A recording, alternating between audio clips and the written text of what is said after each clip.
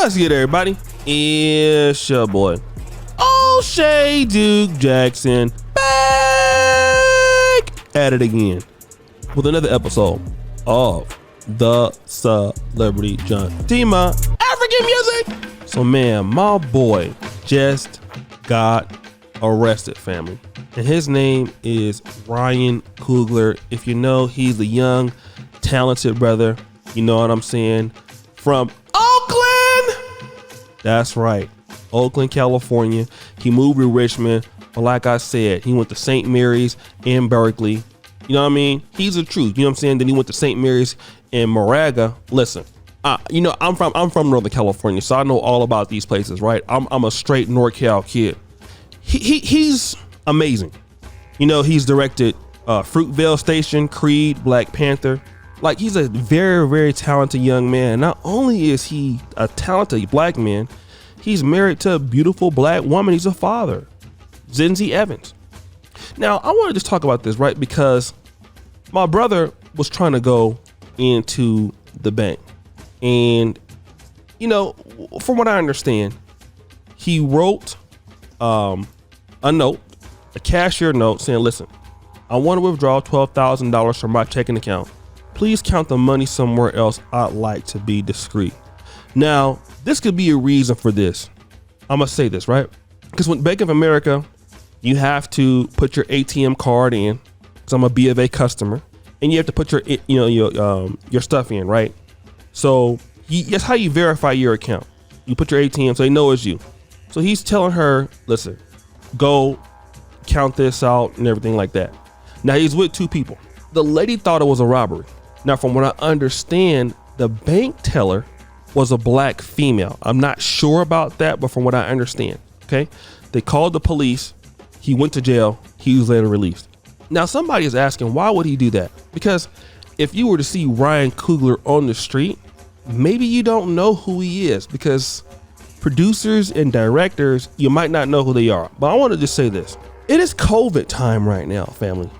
All right. And what's going on in the world, you know, people are watching and you don't want to get robbed. There might be a reason why he didn't want anybody to want the money or anything like that. And maybe he had a relationship with that particular bank. But again, it looked suspicious and he was arrested. And I think that obviously, you know, it's a miscommunication, but I want to tell guys, I want you to look at his background. The guy was an excellent student at St. Mary's College High School in Berkeley. Okay. He basically was going to major in chemistry. All right. He ended up going to Sacramento State, which is where I graduated from. All right.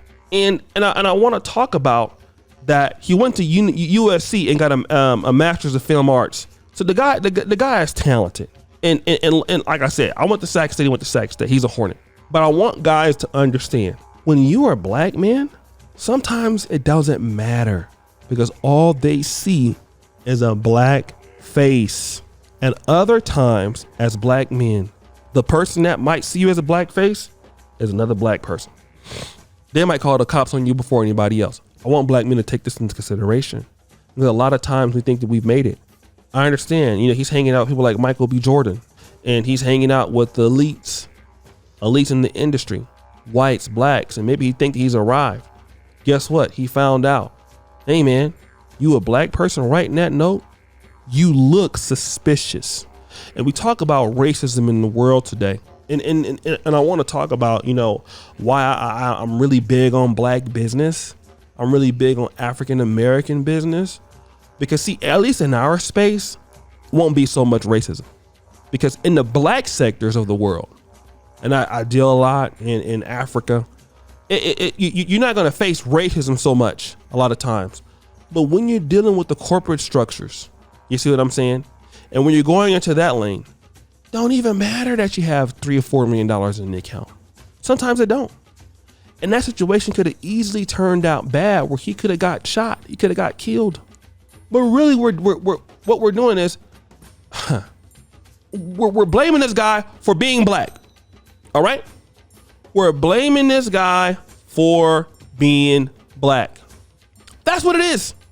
He's a successful guy. He was a great athlete at Sac State, great receiver. He went to the USA School of Arts, graduated there.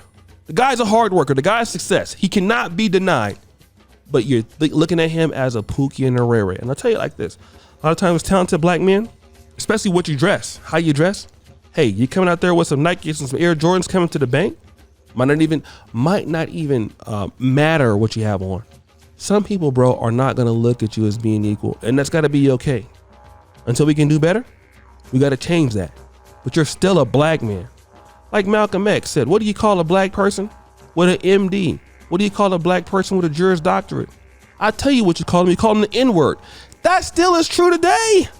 Racism is subtle, but even we teach our own people to misjudge each other. Oh yeah, you know, a lot of times you see somebody in the store, you look at that dude, oh yeah, man, this is Pookie, right? That dude is a dentist, you don't know. Dude's an attorney, you don't know who that guy is, you don't know what he does. You see that sister, you don't know that she's a head of Exxon or something like that. And this is why black people got to understand, if we don't work together for no other reason, we have to give ourselves opportunities to do things. Because I'm gonna tell you about Bank of America. That was started by Italian immigrants, okay? This is why we need black banks, black credit unions, you know?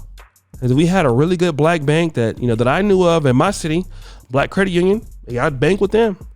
Because when the thing about when I go to the bank here, I go to Stanbic. You guys know about Stanbic, Uganda, if you've ever been here, Stanbic, Kenya. When I go to the bank, I'm a premier customer. I don't even have to stand in line for the teller. Person comes out, they recognize who I am. I go right there, I get whatever money I need, I leave. Same thing with other people. I'm living in, Africa has its challenges, but I'm living in a black utopia. I never have to worry about somebody saying, oh, call the police, he's demanding money. Listen, the lady comes out and gets me. She knows who I am. I'm a premier Hello? When I go to the country club or something, premier. Gonna worry about that stuff. A lot of you guys need to watch that documentary. The documentary is called Black Without Borders. These African Americans that went to South Africa. No, those problems go along when you have things for black people. Because we don't treat each other a lot of times that way. But when we start working for the white people, we'll look at each other differently. See, blacks, when we serving blacks, we actually have a little bit of a different way when we have our own businesses. But when we work for the white man and their institutions and Bank of America and Capital One, we start wanting to play it's called the police.